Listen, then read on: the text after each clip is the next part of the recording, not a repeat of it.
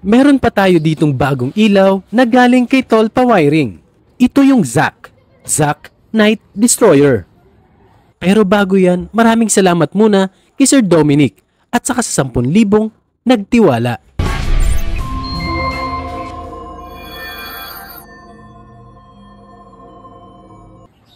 Pagbukas mo ng box, ito yung bubungad sa'yo, yung dalawang ilaw ng ZAC.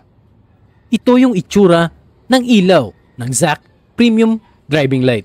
Meron din po itong pan sa kanyang likuran.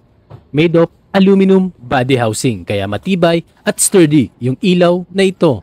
Kasama din dito sa box yung kanyang bolt, nuts at U-metal bracket, pati na rin yung kanyang ballast. At meron itong 4 wires para sa white light, yellow light, combination light, at yung black ay para sa negative. At ito po ay may sukat na 56 by 31 mm.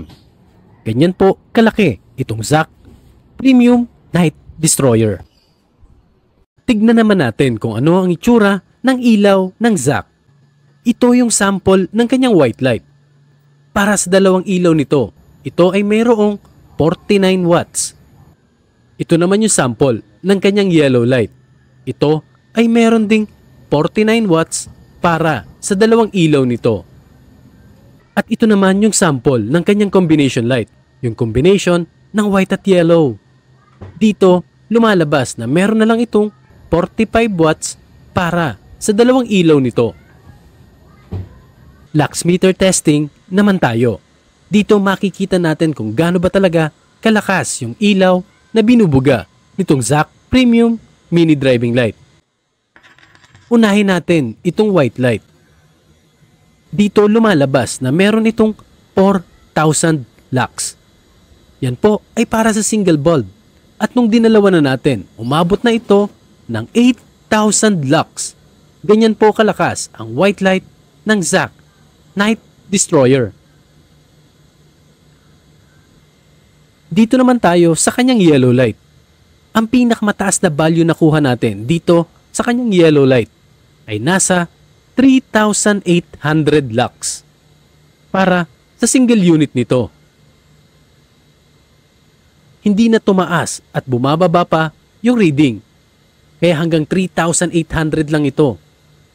At dadalawahin natin yung ilaw na nakatutok dito sa ating sensor at ang lumalabas dito sa ating digital display. Ito ay umaabot ng 7,600 lux. Yan na po yung pinakamataas na reading na ating nakuha. At pag combination light na yung ating pinapagana, ito ay bumaba na at umabot na lang ng 4,400 yung yellow light na kanina ay nasa 7,600. At itong white light naman, ang pinakamataas na reading para sa dalawang ilaw nito ay umaabot na lang ng 4,600 lux. Bumababa talaga yung liwanag kapag combination light na yung ating pinapagana.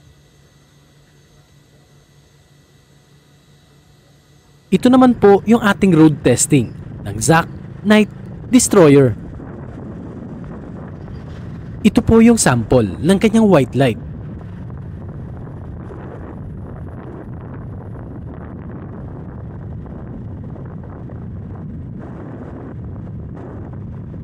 At ito naman po yung sample ng kanyang yellow light.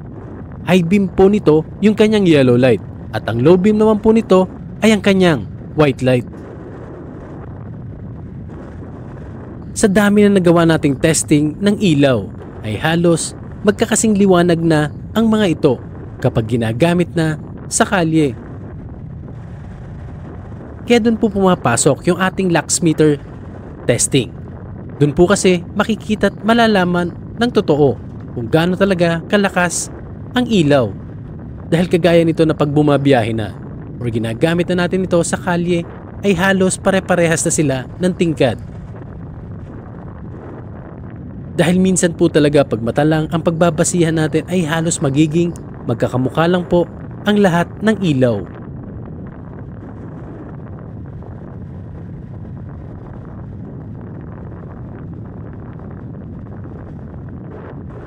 Pero kung sa lakas lang naman talaga ng ilaw yung pagbabasihan ay meron naman po talagang ibubuga itong ilaw na ito. Kitang-kita nyo naman sa video na talaga namang naliliwanagan niya ang kalye or yung kalsada.